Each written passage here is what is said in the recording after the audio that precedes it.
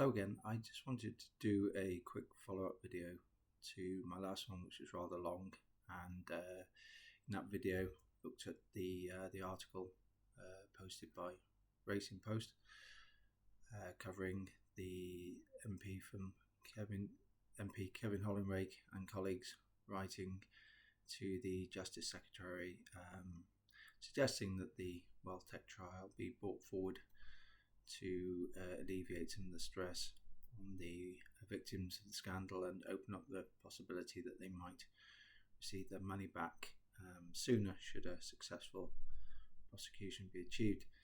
Now, it does seem that that request found its way through to Sarah Sackman, who's made that very familiar pilgrimage from the legal sector to the political sector, and she's played a straight bat.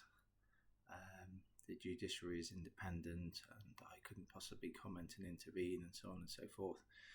And I think my previous video gave quite a powerful example of how independence is very, very subjective. When we looked at Keir Starmer following the riots connected to the Southport atrocity, issuing very, very clear instructions to what he expected from the judiciary, and they duly delivered. And it might also be worth thinking about the strange case of the Ukrainian male models who attacked property relating to Keir Starmer. And I understand, obviously, that was very stressful for him and his family, and wouldn't want to see a repeat of it. But given its links to Ukraine, which are very, very interesting indeed, and you can see how on that occasion acts of violence and thuggery get smoothed out of the system. Don't hear a single thing about it. Managed very efficiently away. So independence is highly subjective, and I do feel that we are reaching a situation where we almost are becoming the third estate, where you have the first estate, this big, the government, and the second estate is this vast array of agencies, authorities, directorates, and what look to be far from impartial judiciary. Sometimes what people call collectively the blob.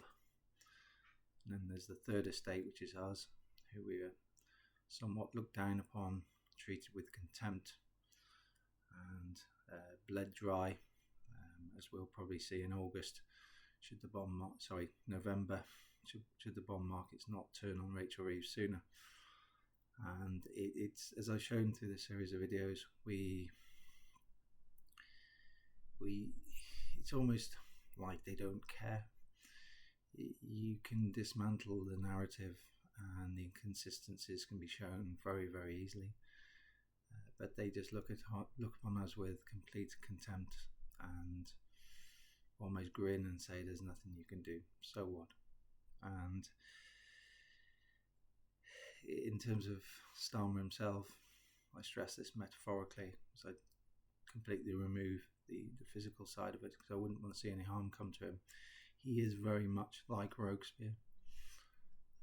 As society begins to look through these vacuous and empty concepts that he presents as his vision for society, as citizens start to dismantle that and see through it, you get a scenario where he becomes ever more aggressive and tyrannical, and that I think is what you're starting to see when some of the posts that have been doing arounds on X, saying that the government against the people.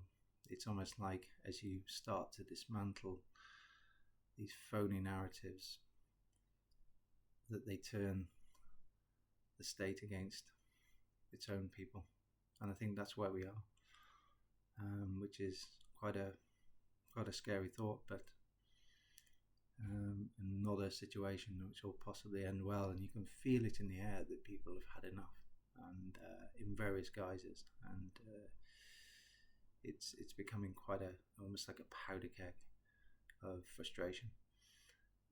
Just to go back to the points I made on the grand perversion of the political spectrum, I wanted to close out with a quote attributed to George Orwell. And Orwell's very relevant because he spent time in Spain. If you read his book, Homage to Catalonia, during the Spanish Civil War, and so he has a great experience.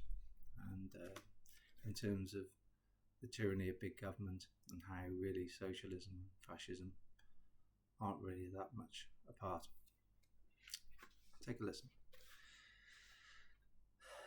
This is relative to his observations of the Nazi Party, and I'm not saying people are Nazis, but just listen to his observations.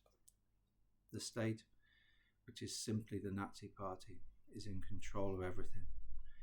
It controls investment, raw material, rates of interest, working hours, wages. The factory owner still owns his factory,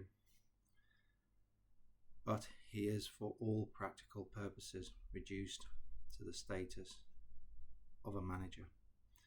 Everyone is in effect a state employee. And that's the point I was trying to make, is don't let them distort your mind with a perverted interpretation and manipulation of the political spectrum. And ironically, when Britain was at its height and at its pomp, you would say probably the mid to late Victorian era. And at that time, you couldn't really say Britain was politically free because the franchise was very narrow, but it was free here.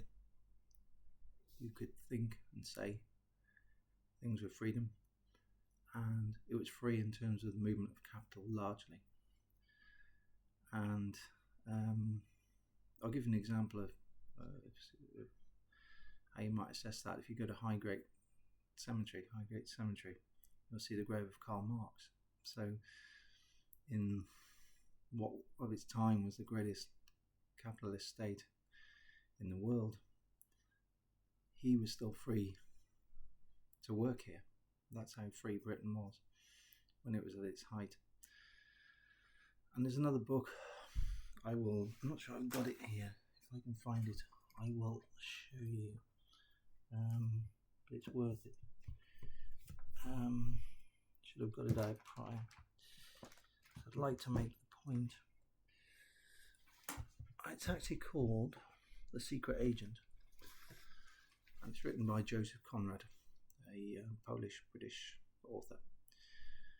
And it's actually there's an adaptation of it right now on ITVX, I think, with Toby Jones and Vicky McClure. Toby Jones plays Verloc. And what Conrad tried to do is he captured this skepticism and almost animosity towards British liberalism, and he focuses on a botched act of terror that was perpetrated to try to pull Britain away from its liberalism to a more authoritarian stance on things. And if you read the book, it's quite a short book, or not, watch the adaptation, and it really does make you think. It's quite a clever story, and it's been changed in the adaptation a bit, but the essence is still there. And Britain needs to go back to what it was at its height, a real nation of liberals, in that format I showed you in the previous video, where people are free thinking and the state is rolled back and just plays a night watchman role. People who can think freely and capital can move freely, and and we've come a long way from that. And a lot of our problems are associated with that, in my opinion. When I wrote the book Lost to the Races, I made the observation Britain risks becoming a failed state, and caused mainly by corruption and welfareism. And you possibly would have seen last week that I think something like 6.2 million people working age are inactive, and there are some towns and cities in Britain with as many as 1 in 4 people who are inactive. I rest my case. Take care.